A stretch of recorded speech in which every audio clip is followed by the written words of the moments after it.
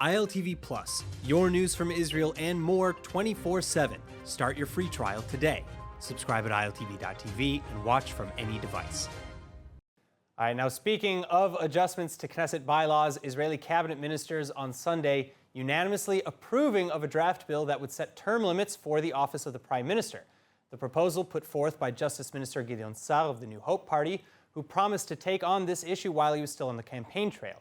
And while the bill will still need to pass through 3 Knesset votes in order to become a basic law, it is expected to pass. Now, under the terms of the draft, a prime minister would be forced to resign after 8 years in office or 2 full terms in power. And also, a premier would need to step down after serving 2 terms that followed 2 elections. Now, returning for discussion, Rabbi Dov Lipman, former Knesset member from the Yesh Atid party. Rabbi, thanks again so much for sticking with us. Now, in your opinion, do we need here in Israel term limits on the prime minister's office? I do believe that we need it. As someone who grew up in the United States and knows the story of how after George Washington's first 2 terms, the people begged him to stay on, and he said, "This is exactly what we were fighting against when we broke away from the British." There's something in that what happens to a leader after they're in a position for a certain period of time, where it doesn't seem like all the decisions that are being made are necessarily made with the same freshness and idealism when they came in. And by the way, the one person who I know spoke about this in the past was actually former Prime Minister Benjamin Netanyahu, who said that anything that you're going to accomplish, you should accomplish within your first 8 years anyway. So I'm definitely, as someone who grew up in America, supportive of it. I looked back at the last number of years, and I'm not getting into discussion about pro-Netanyahu, anti-Netanyahu. I'm just speaking about this specific issue. It's strange that children grew up and they only knew of one person as the leader, and they therefore couldn't even imagine anyone else leading the country. I don't think that's a good thing for democracy. I certainly don't think it's a good thing for Israel. So I certainly support the bill, and I certainly hope that it goes through and that it's implemented in the future. Is it still a true democracy, though? Because aren't elections, in a sense, a form of these term limits?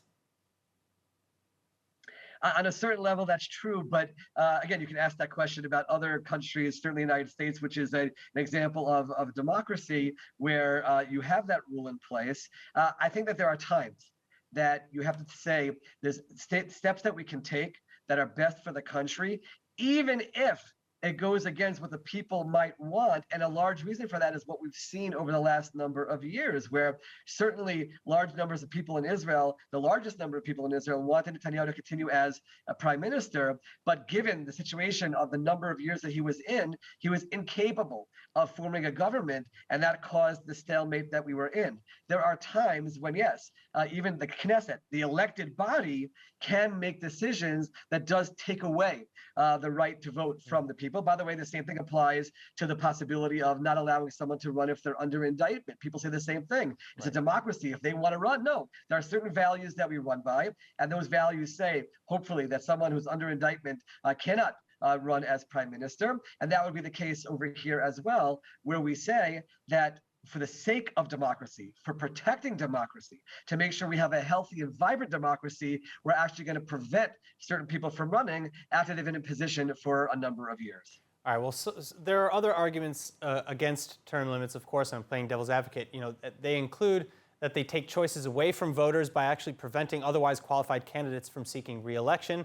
Another issue is that experience is necessary for compromise and good governance, but with term limits, proper relations don't have enough time to develop.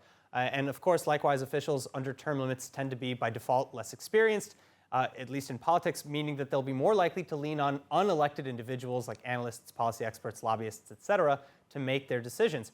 Do you see an issue with any of these arguments? I don't, because once a leader knows that he cannot continue in office beyond his 2 terms, he'll do the next step, which is to prepare people in the party to take over as leader, which doesn't happen right now. Right now, because a leader can think, I can stay in office as long as I want, not only is there no effort to prepare anyone else to come through the ranks and take over as prime minister, there are actually attempts to squelch those who have the potential to become prime minister from advancing within the party or within the Knesset.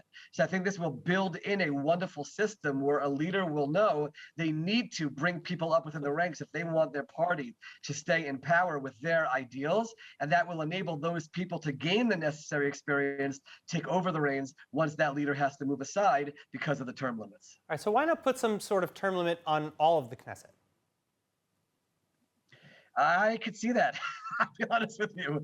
I don't think it's healthy for people to sit in the position of Knesset for decades, which some people do. I think that when you first come in, you're filled with, like I mentioned before, you want to change things, you want to get things done.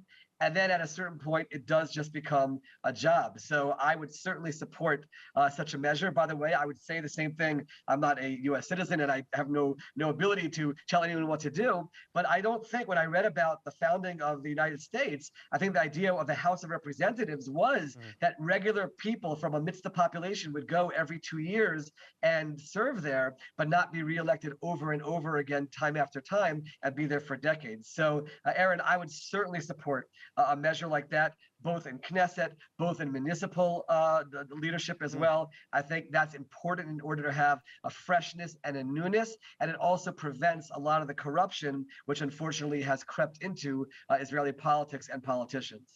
All right, Rabbi Dov Lipman, thank you so much for joining us. Thank you, Aaron.